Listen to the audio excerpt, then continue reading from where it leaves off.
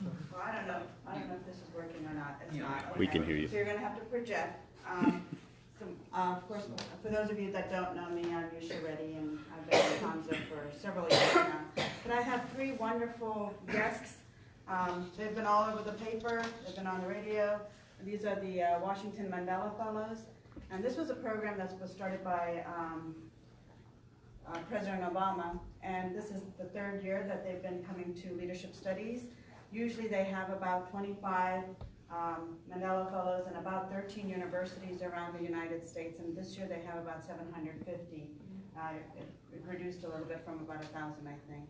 But they're not students exactly. They're young leaders in their respective countries in Africa, and they already have projects and nonprofit organizations up and going, and they're here to network, figure out how to get people involved, community engagement, grassroots organizations, volunteerism, and they're learning everything they can so they can go back and put their people to work at the same time. They're also doing a big initiative with the Furniture Amnesty Day on next week, and that's one of the big projects they work on. But they've learned a lot about local government as well as all the organizations we have here. So I'm going to let them introduce themselves and the country they're from and their projects. So you guys can take it away. Okay, good morning everybody. Good morning. Good morning. Well, I'm pleased to be here with all of you who I know are leaders, problem solvers, and my name is Genesis Sylvester Kolomini. I'm from Liberia. It's a country located in West Africa.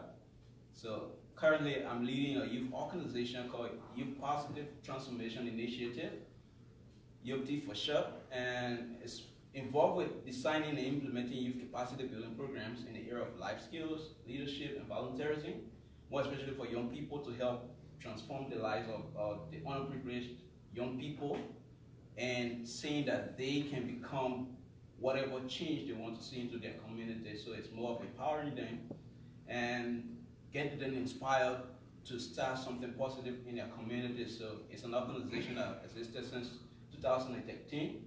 And we are involved with, kind of important activities now, but we'll go across and people can introduce themselves, then I can come back to explain more about the kind of work we are actually involved with right now. Thank you. Good morning, everyone. Morning. Good morning. Thank you. My name is Miriam Chileshe, and I'm from Zambia. It's good to be here this morning. I do so many things. I'm kind of like trying to see where to begin. So first, I work for the local governments back in my country, where I am what they call a chief settlements officer. I coordinate and manage the upgrading of informal settlements.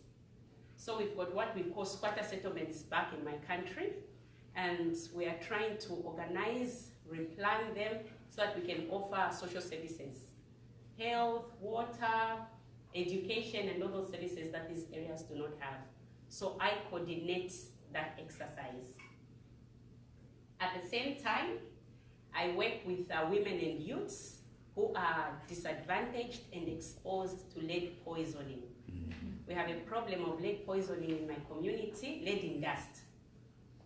Yes, this is as a result of a mine site that was left by the government 2 decades ago. And we have a lot of people in our communities having access to those mining sites where they are crushing poisonous stones that they later sell off for a livelihood.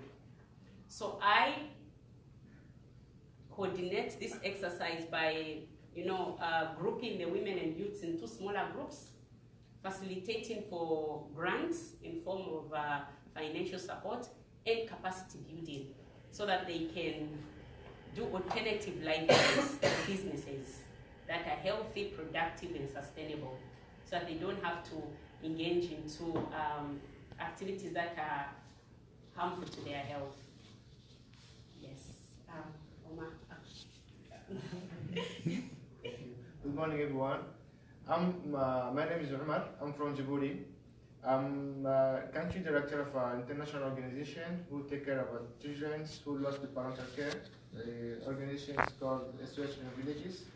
And actually, we take care about almost 300 children in our countries, and we have a center of e-learning center for youth. And our caring is about giving quality for children who lost parental care. We try to give them a home with their mothers who can take care of them for a very long journey. That means that they can stay in our compound since 23 years old. And we provide the education, the health care, and also the foods and all the stuff that children may need.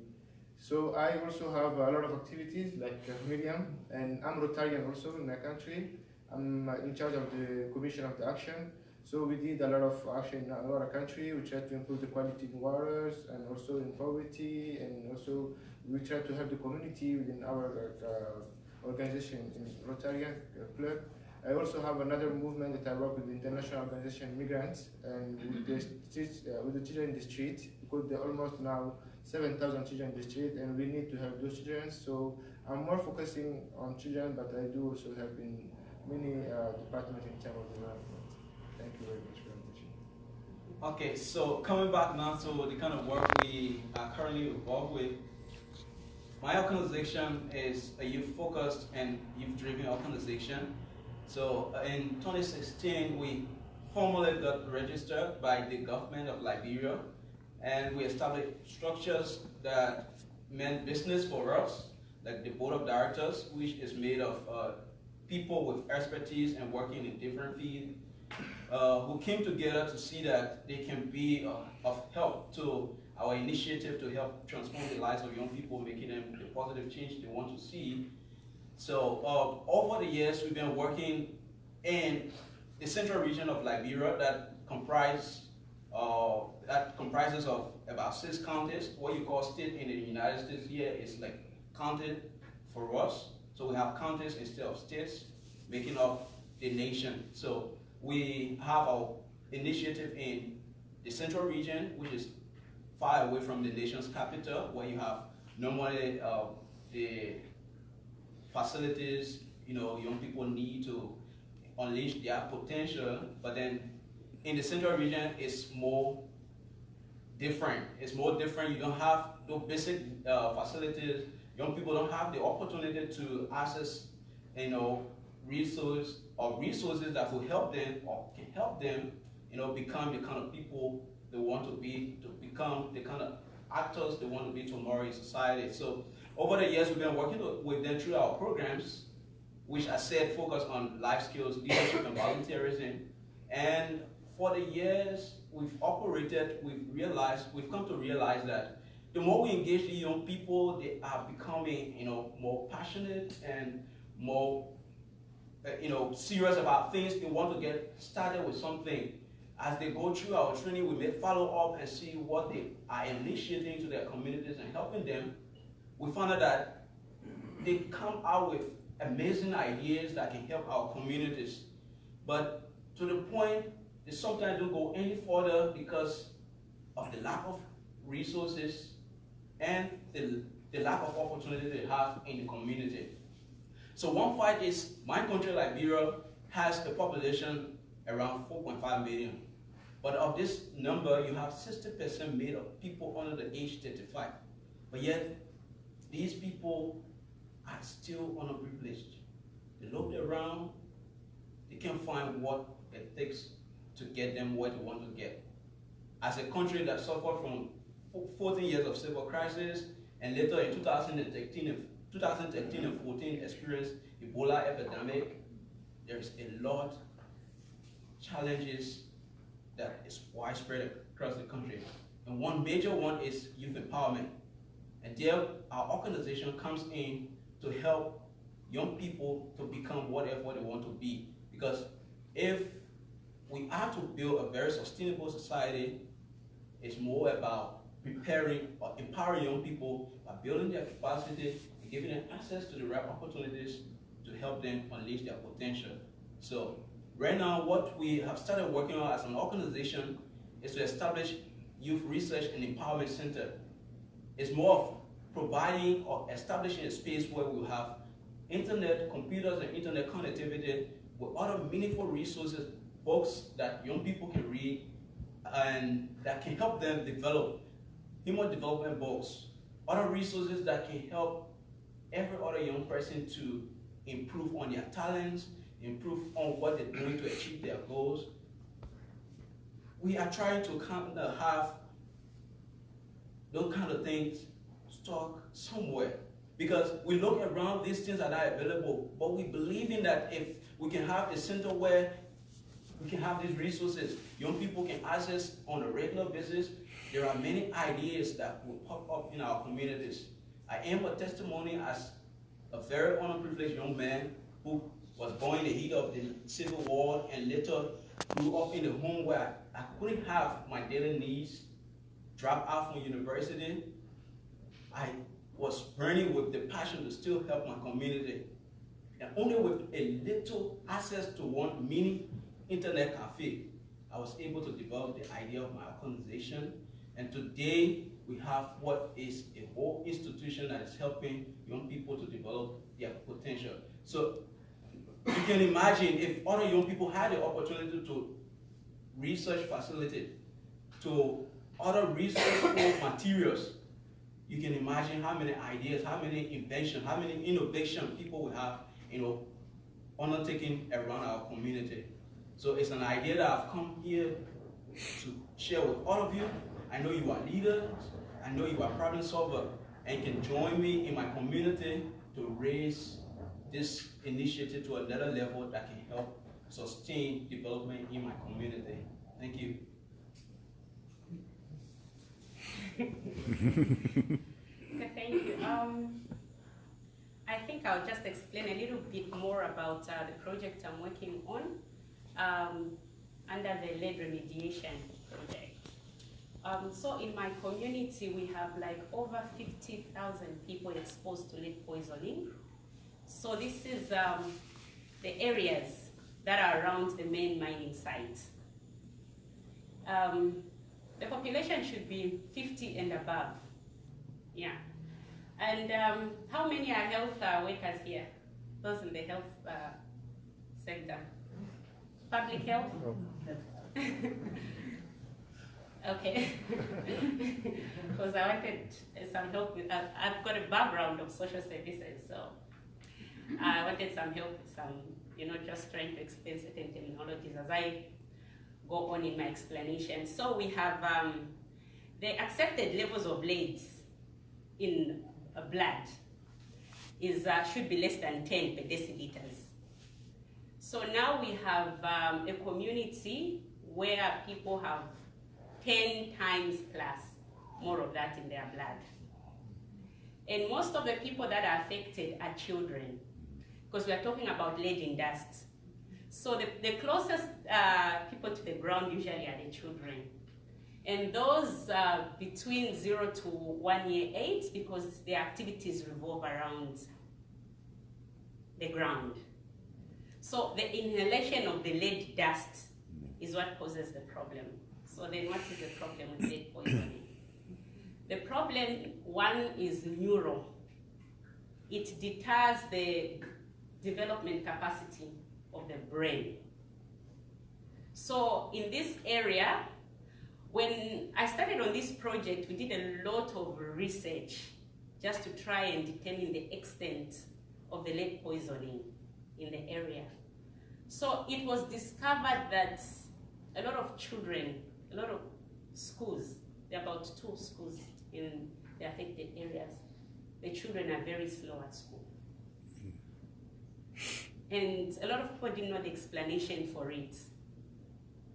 They're like, oh, maybe it's because their parents are not helping them enough at home, and all those excuses. So they become very slow. And the funny thing with lead is the kids, their brain is slow, but they are like violently active. It's quite funny. So those are some of the effects. And when you inhale the lead, when I'm pregnant, it affects my child. So you find there are a lot of premature births and a lot of deaths in children. Stunt and a lot of malnutrition. So a problem like that affecting over 50,000 becomes serious. So apart from the livelihood activities, there are also other interventions within the project. There's what we are calling in situ yard remediation. That's what I was trying to ask for public health specialists here. So in situ simply means you remove the affected soil, just a layer, since we cannot relocate. Because one of the second largest squatter settlements in Africa is in actually the same area, called Makululu, second from the one in Kenya. So there are so many people that are settled there, and it's very expensive for the government and actually stakeholders to relocate these people out because of the population. We tried to advocate for a relocation after testing the lead in soil because they were extremely very high. In an area where we have 200 plus, the normal accepted levels of lead are supposed to be 10 per deciliter low. But in most areas, they are 200 plus. In the same mining site where the women, the men, and together with their children, they are over 2,000 plus. So you can imagine the exposure. So there are various interventions like the in situ I was talking about. We are also trying to work with schools around where we can localize the curriculum so that children know how to take care of themselves from the school, because they need to dust off after playing. They need to dust off their clothes, wash their hands, and all those things. We realized when we start like a worldwide, a campaign, a community campaign, we have to target the schools because that's where the children are. We have to target the churches because if they are not at school during the week, they are at church over the weekends. So we've targeted the schools and we've targeted the churches so that they can just, in their curriculum, they can teach basic prevention measures to the children. And we also have programs targeted at the mothers, at the health centers, especially those that are pregnant and those that have children under 5. Because our targets are children from 0 to 7 years old, because that's where the highest levels of exposure are. And when we went to the old mining sites, we realized that there were a lot of children playing around. But the children are there because they are following their mothers.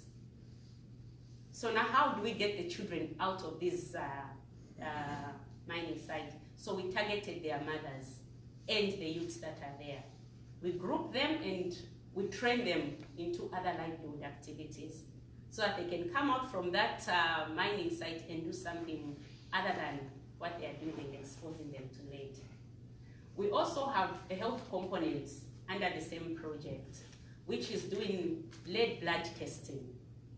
So when the levels of blood, the levels of lead in blood are above 45 per deciliter, we medicate. We give them some form of medication to remove that from their system. If it's below 45 per deciliter, we give supplements. They need to take in a lot of milk. So now this marries with the livelihood components simply because there's a lot of poverty around the area of Cabo. In 1994, the government shut down the mine, which was a main source of employment for many of those people. The big industry that was there, clothing industry, Mulungushi Textile, was shut down, and a lot of other industries. So the area was referred to for 2 decades now as a ghost town, simply because there were no activities there, no economic activities. So we have a lot of poverty. There was an economic downturn, so there's a lot of poverty in that area. So people cannot afford to buy nutritious foods for their children. They need that to get rid of the lead. So we need to empower them so that they can afford and buy for their children. So we are trying to create a cycle. A cycle, yeah. So we are trying to remove the lead dust in their homes by doing the in situ remediation. We are trying to educate the children in their schools on how to take care of themselves. We are trying to empower the women and the youths in this area so that they can have economic power, so that they can have access to health facilities, and in turn just provide the nutritious food that their children need. So it's a collective whole, like I said. Government needs to be involved, the mining industries need to involve, but most importantly, the community themselves. Because what I discovered earlier on when we were doing a lot of research was the fact that they knew there was a problem, but they didn't know where the problem was coming from. They could tell you, no, we have a lot of premature births, we have a lot of our children are stunted, they are malnutritioned, they are down. They actually use that word, they are down instead of they are slow, and all those things. They knew they had a problem, but they didn't know where it was coming from. So it's a lot of education campaign around so that they understand there's a problem in the community and how do we all get involved in trying to solve this problem. So that's where we are right now. We're doing a lot of education campaign, we're doing a lot of community engagement so that there's a lot of awareness. So that collectively together we can try and see how we can solve this problem. So thank you, I'll leave it there. So that we can have questions later on. Yeah. Thank you. For me, I will not take that much time. I will be so fast. I will leave the space for the question if there is, because I already explained what we are doing. We are all about issues in Africa that are almost similar in what you are facing in our daily work. And we are here to try to make the change, to be the leaders, and to try also to help others to be leaders in our continent. We need that. And for us, personally, I believe that no child should grow alone. I think that every child should have his own rights, and I'm the one who's defending my country, but I try to advocate that also everywhere where I go. So our children, our country is a very hot country. It's similar sometimes like Kansas climate. We do have like 45 degrees in our country, the volcano area. So that means that there is population are very suffering in terms of need of water. I find many children are walking every morning like 7 kilometers, 8 kilometers to get like 5 liters of water. This is one of the big issues that we have in our country. We don't have enough sufficient of waters. We try to be connected from another country, which is Ethiopia now. But even that quantity of water that we have, it will not be enough even for the city. We face this kind of situation. So I'm trying to defend the right of children in our country because it's not as a priority, because we do have a lot of issues in terms of development. But for me, it's something very important as we need to invest on our children that they will grow and they will also benefit the country. So this is exactly what I'm doing. And I think that we are making progress and we need to go a bit higher. And this is exactly what I'm doing. This is my daily work. So thank you for your attention. If there's a question, we are really happy to answer the questions.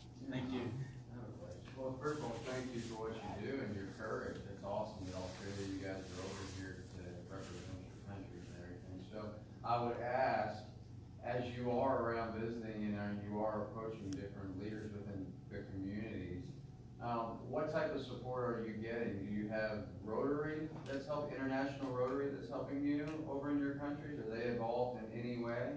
Are there any other organizations that are helping financially or sending people? For me, if I take my example, I work for an international organization. They are already based in Germany, and they are already running since 1949. And now we are actually in 135 countries, and with almost 100,000 children we take care about them. So that organization also have started in my country 4 years ago, but we need to work with the government, the ambassadors, and other NGOs, and also we submit some grants, and we have an objective that every year we have a budget to reduce from the international level, which we have to make a fundraising in local level. And I have to work with different kind of partnership, and this is one of my biggest topic that I have as an organization in my country.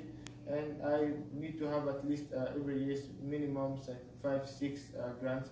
And this is what also permit me to review my strategic plan that I develop every 3 years, and even to fund the goal of the strategy 2030 that we have in our international level in our organization. This is how I work. Okay, thank you.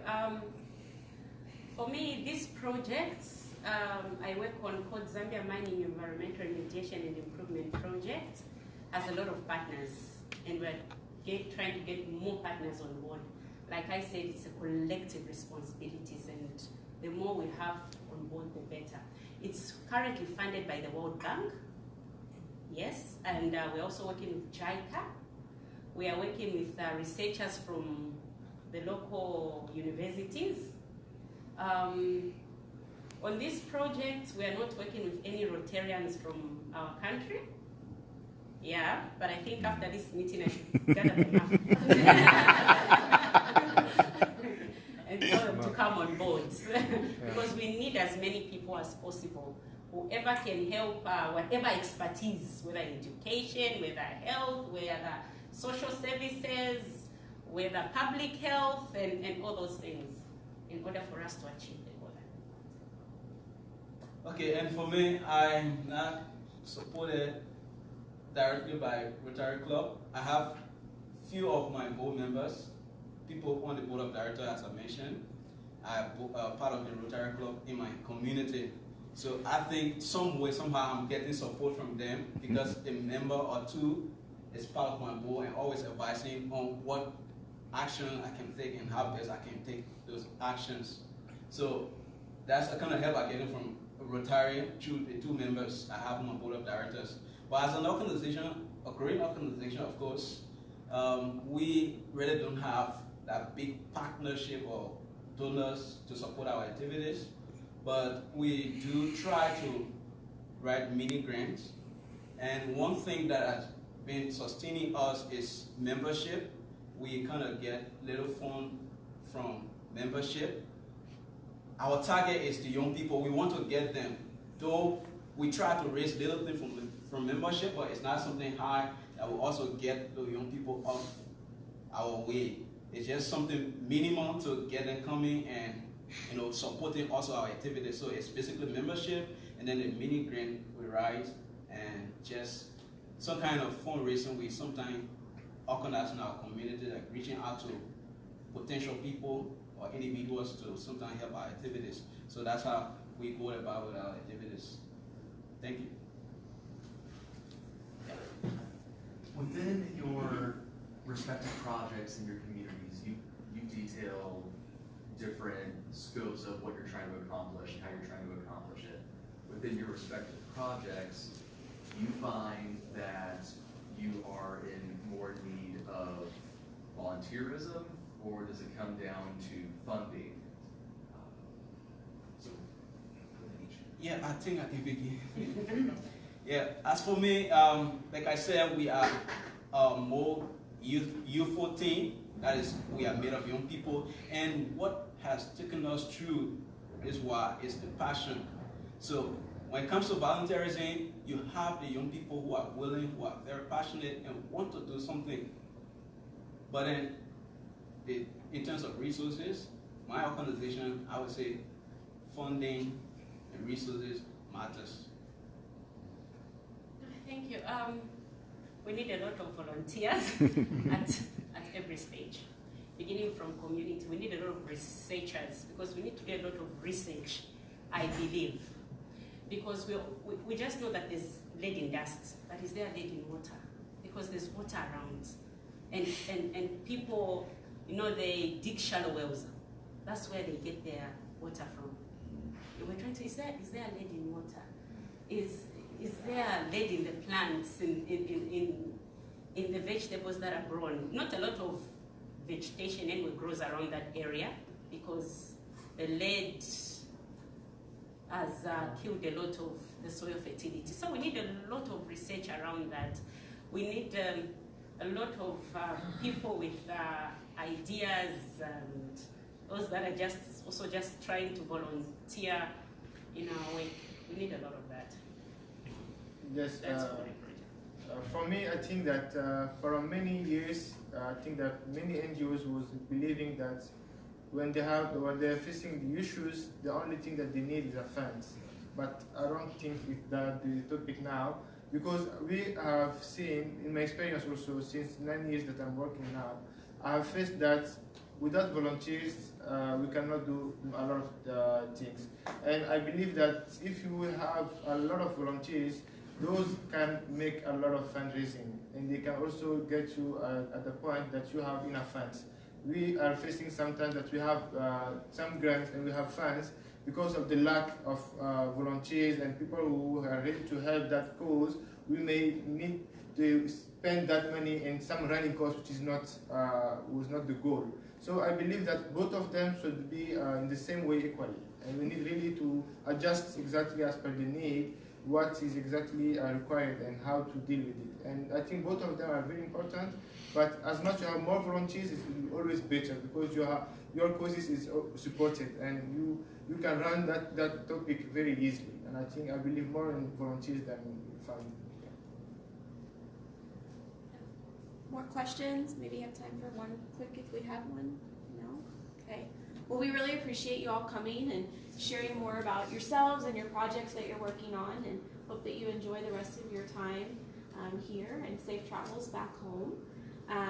In honor of your visit today, we will donate a book to the children's section of the local library here. So everyone have a great weekend, and we'll see you next week off-site. Don't come to Middle Ark. We won't be here. Thank you so much.